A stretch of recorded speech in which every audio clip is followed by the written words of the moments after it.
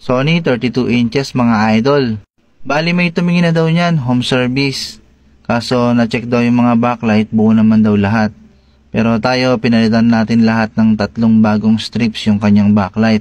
So bakit ko nga ba pinalitan yung kanyang backlight kung may tumingin na at buo naman daw? Hindi kasi porket umiilaw yung backlight ng Sony ay hindi siya sira. Yung iba kasi tumataas yung ampere rating kaya nagpo-protect yung TV. So ayan, napa-thumbs up pa nga ako kasi yung bakal na kinakabit ko na yan, yung pinaka-frame ng LCD ay hindi na naikabit nung unang tumingin. Kasi si nanay, yung may-ari, tinatanong kung saan daw ba nakakabit yung bakal na yan. Tapos yung mga tornilyo niya ay kulang-kulang na din. Meron ding 2 lock na maliit na bakal yan sa 2 gilid, kinabit ko na din kasi hindi din siya naikabit nung unang tumingin. So ayun, kinabit ko na lahat ng mga pyesa, yung kanyang mainboard at saka yung 2 speakers. And syempre yung mga wiring niya nung sa may control panel switch. Bali yung mga kulang na tornilyo, nilagyan na lang din natin. Madami naman tayong tornilyo dyan, 2 box pa yun na hadyang tornilyo.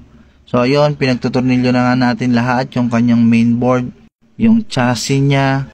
At pagkatapos natin ikabit lahat ng tornilyo, to the testing naman tayo mga idol. Lagyan na natin ng adapter na 19 volts. Tapos yung kanyang antena. And then okay na siya, hindi na siya nagta-turn off. Dire-diretso na yung kanyang picture, hindi na siya namamatay. Sa ilan kasi talaga yan eh.